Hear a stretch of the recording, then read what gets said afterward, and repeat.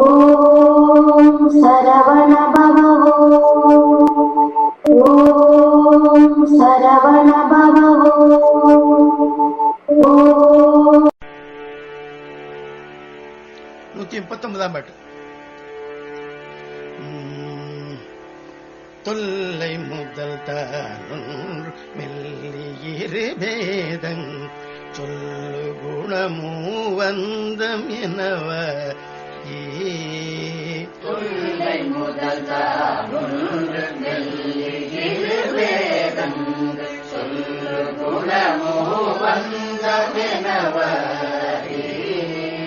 துய்ய சதுர்வேதங்கள் பெய்ய புலனூரைந்து துய்யு பொருளாரங்கம் என்னமே. துய்ய சதுர்வேதங்கள் பெய்ய புலனூரைந்து துய்ய பொருளாரங்கம் என்னமே.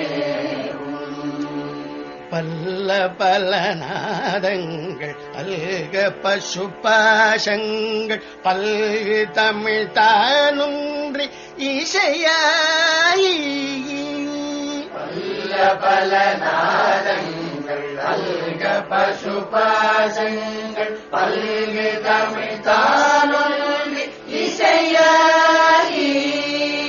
பல்லுயிருமாய் அந்தமில்லதொரு ஆனந்த பௌவ முறையே நின்றதருள்வையே. பல்லுயிருமாய் அந்தமில்ல சொருபானந்த பௌவ முறவே நின்றதருள்வையே. கல்லொருகவே என் அல்லல் படுகோ அம்புகள் வருகவே நின்று குழலோ. கையன்னிசையேறும் துய்ய ஜடையோ நின்று கை தொடர்மை ஞானந்துவே. கொல்லை மிசை வாழ்கின்ற வள்ளி குணமேசன் கொள்ளை கொள்வாரங்கை அலராரே. கொய்து தழையே கொண்டு செல்லும் அழவாகந்த கொல்லை மலை மேன்ற பெருமாளே.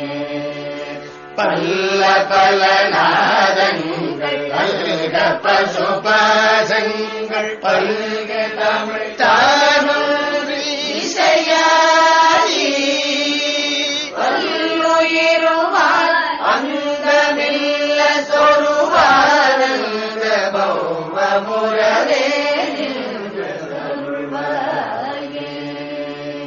கொல்லை மலை மேலில் பெருமாளே பௌவ முறவே நின்றதருள்வையே.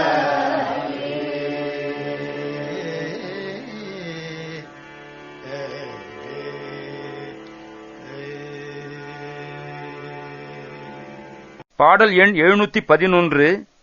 தொல்லை முதல் என துவங்கும் கொல்லிமலை திருப்புகழ்.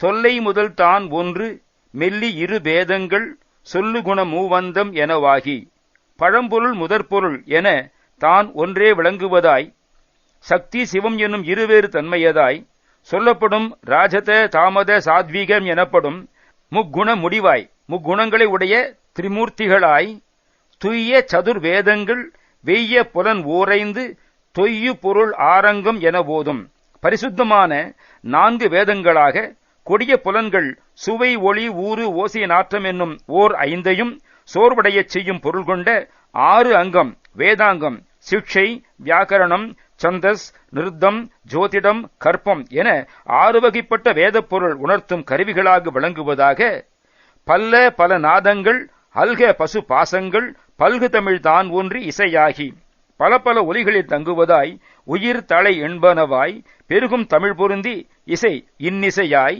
பல்லுயிருமாய் அந்தமில் அஸ்வரூப ஆனந்த பௌவமுறவே நின்றதருள்வாயே. பல உயிர்களுமாய் முடிவில்லாததாய் உள்ள ஆனந்த உருவக்கடலை அடையும்படி செய்யவல்ல பொருள் எதுவோ அந்த பொருளை அருள்வாயாக.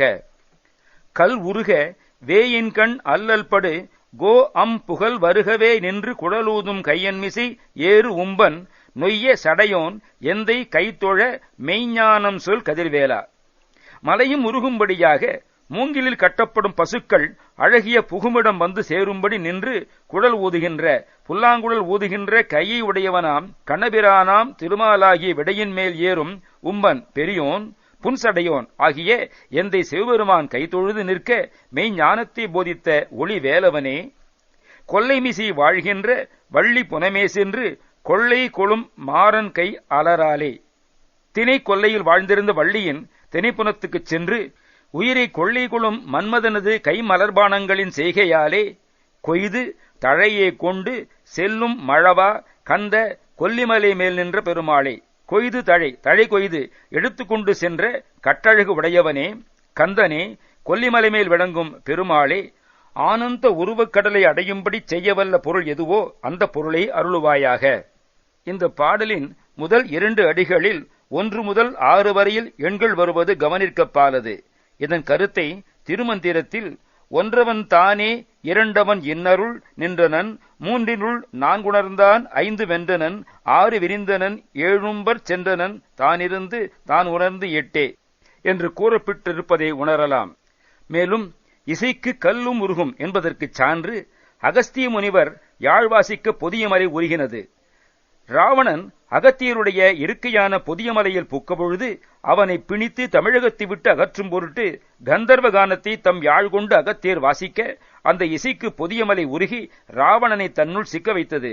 பின்னர் ராவணன் வேண்ட அகத்தியர் அவனை விடுவித்தார் என்று கூறப்படுகிறது. குழலூதும் கையின் மீசை ஏறு உம்பன், அதாவது விஷ்ணுவாகிய ரிஷபவாகனத்தை உடைய பரமசிவன். திரிபுரத்தை எரிக்க சிவபெருமான் தேரின் மீது ஏறின பொழுது தேர் நெறிந்து பூமியிலே அழுந்தியது. அப்பொழுது திருமால் ரிஷபமாகி இறைவன் கொடுத்த வலிமையால் தேரை முன்போல நிறுத்தினார். பின்னர் திருமால் இறைவனை வேண்டி அவரை எந்நாளும் சுமக்க மழவிடையாகவும் மாறாத பக்தியாளனாகவும் இருக்க வரம் பெற்றார். அகப்பொருளில் தழை கொண்டு சேரல் என்பது ஒரு துறை. தலைவிக்கு கையுறையாக தலைவன் சந்தனத்தழை போன்ற தழை ஆடை உடுக்க தருவது. இந்த திருப்புகழில் முருகவேள் வள்ளிக்கு தழை ஆடை கொண்டு சென்றதாக அருணகிரியார் குறிக்கின்றார். ஓம் சரவண பவ